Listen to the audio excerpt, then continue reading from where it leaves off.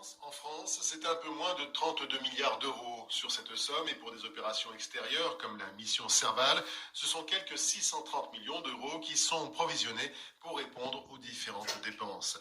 Le général Dominique Trinquant, consultant militaire. Je crois qu'on peut développer les coûts en trois gros volumes. Le coût du soldat en opération, qui touche 50% de plus que la seule qui touchera en France. Donc maintenant, nos soldats, vous savez qu'ils sont payés au SMIC, donc ça ne représente pas grand-chose tout ça. Ensuite, il y a les coûts de fonctionnement du matériel. Un hélicoptère, c'est 25 000 euros par heure. Un avion, c'est 40 000 euros par heure. Et puis, il y a le coût des munitions. Un missile guidé laser, ça coûte plus cher qu'un missile Hot, qui lui-même coûte plus cher qu'une cartouche de 12,7 par exemple. Et puis le dernier coût, c'est le coût logistique, c'est-à-dire le déploiement. Le Mali est un pays complètement enclavé, donc beaucoup des transports se font par avion, mais la France ne dispose pas de gros porteurs et les Britanniques, les Canadiens, les Américains et les Émirats arabes unis récemment ont décidé de prêter des C-17 qui sont des gros porteurs et qui vont permettre le déploiement du matériel directement sur le théâtre, qui sinon prendrait beaucoup de temps et coûterait très cher. Des frais de transport pour les troupes et le matériel français, assumés en partie grâce à l'appui logistique des alliés de la France.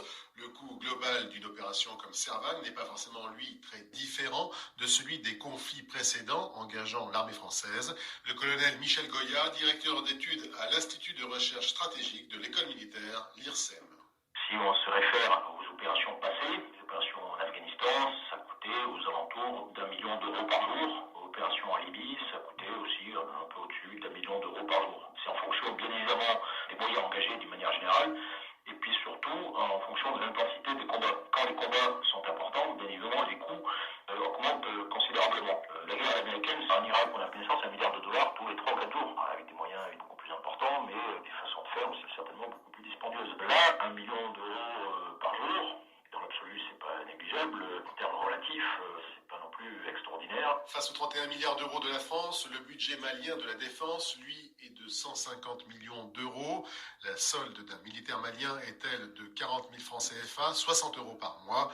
Le gouvernement malien, face au dénuement de son armée et de ses équipements, assure néanmoins certains coûts financiers, comme le carburant des avions ou des hélicoptères, soit, indique une source du ministère de la Défense à Bamako, 1 milliard de francs CFA pour 300 000 litres de carburant. La logistique, le transport des troupes, les munitions utilisées et bien sûr la durée des opérations, c'est sur ces différents paramètres, estiment les experts militaires, que ce conflit au Mali sera coûteux ou non pour les pays engagés.